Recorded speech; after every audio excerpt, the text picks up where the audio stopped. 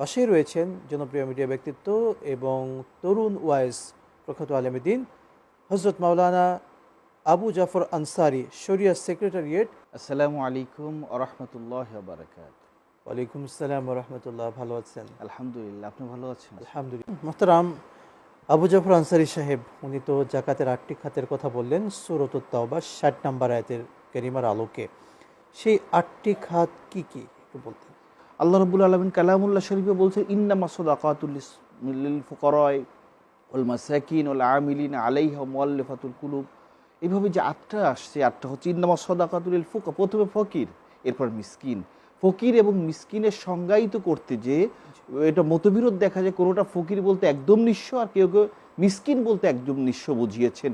যেটাই ধরি না কেন, দুই প্রকার হচ্ছে, একজনের কিছুই নেই আর একজনের কোনো মতো জীবন চলছে, নামকা অবস্থায় হালকা কিছু সম্পদ আছে যা দিয়ে তার জীবনযাপন করা সম্ভব নয়। এই দুই শ্রেণী জাকাত পাওয়ার অধিকার রাখে। এরপরে জাকাত আদায়কারী যে কর্মচারী বা কর্মকর্তা, তাদেরকেও এই জাকাত থেকে সম্পদ বন্টন করা যেতে পারে। এরপরে আল্লাহর রাহে জিহাদকারী, জিহাদ আরবি শব্দ, এর অর্থ হচ্ছে প্রাণান্ত চেষ্টা করা। যে কোনো জিনিসকে তার সাফল্যের সর্বোচ্চ চূড়ায় পৌঁছে দিয়ে যে চেষ্টা করা হয় সেটাই জিহাদ। হতে পারে কলম দিয়ে, হতে পারে শারীরিকভাবে, হতে পারে কথা দিয়ে, হতে পারে বক্তব্য দিয়ে, যে কোনো সাইডে হতে পারে। জিহাদের মূল সংজ্ঞা আমরা যেভাবে বলি, আমরা অনেকে জিহাদ কথাটি শুনলেই মনকে একটু আটকিয়ে উঠে, আরে একটু সন্ত্রাস সন্ত্রাস কেমন গন্ধ সন্ত্রাস, পাইতে কিন্তু চায়। সমাজ থেকে সন্ত্রাসকে নির্মূল করতেই কিন্তু জিহাদের প্রয়োজন। আর সুন্দর বলেছেন। এরপরে আসছে পথিক। জি। এখন এই পথিকের ব্যাপারে বর্তমান অনেক আলেমুলামা বলতে চান যে আগের যুগে যেমন ঘোড়ায় বা উটে করে এক দেশ থেকে আরেক দেশে তো 7 দিন 10 দিন 20 দিন লাগতো, এখন তো সেটা লাগে না, বিমানে চড়ে যায়। এখন তো বিমানে ওঠার সময় চিন্তাই হতে পারে। এই জন্য পথিক তো পথিকই। আল্লাহ রাব্বুল আলামিনের পক্ষ থেকে যে বিধানটা আসছে, যারা মুসাফির নামাজ অর্ধেক করে দিয়েছেন, তার মানে এখানে পণ্ডিতগিরি করার সুযোগ আমি আছে বলে মনে করি না, পথিককেও দেওয়া যেতে পারে।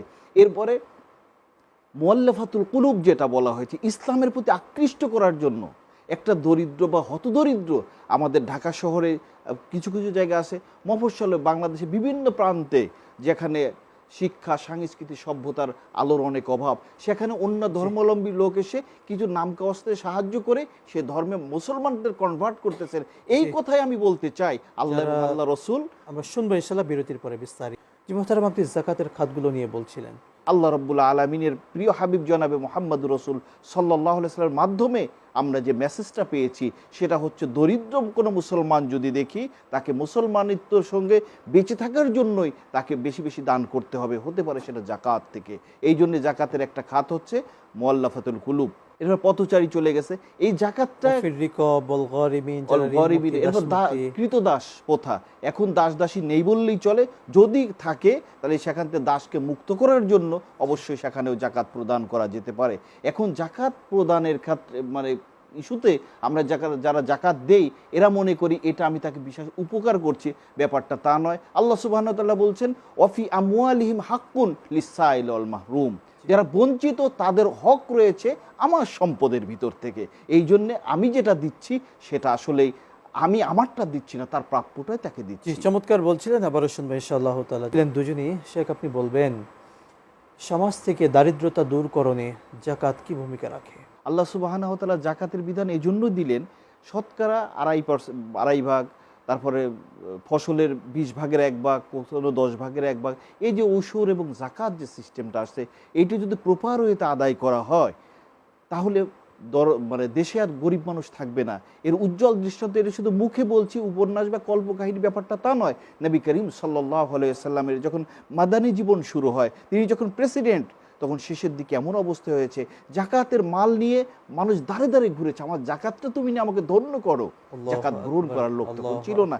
এখনো আমি বিশ্বাস করি, এখনো যদি প্রত্যেকে তার প্রপার ওয়েতে জাকাত দেয়, তাহলে এই দারিদ্র বলতে কিচ্ছু দুনিয়ায় থাকবে না। কিন্তু সেটা তো আমরা করছি না। আমরা করি কি, শাড়ি এবং লুঙ্গি, এর নামই রেখে দিয়েছে জাকাতের শাড়ি, জাকাতের লুঙ্গি। আমি প্রশ্ন রাখতে চাই জাতির বিবেকের কাছে, এই লুঙ্গি এবং শাড়ি দিলে আদৌ জাকাত আদায় হবে কিনা। এখন আরেকটা কথা বলি, আপনি কেন পণ্য কিনে দিবেন? টাকাটা তো তার গরিবের, গরিবকে টাকা দিয়ে দেওয়া হোক, গরিবকে গম দিয়ে হোক, তিনি যা ইচ্ছা সেটা তাই করবেন।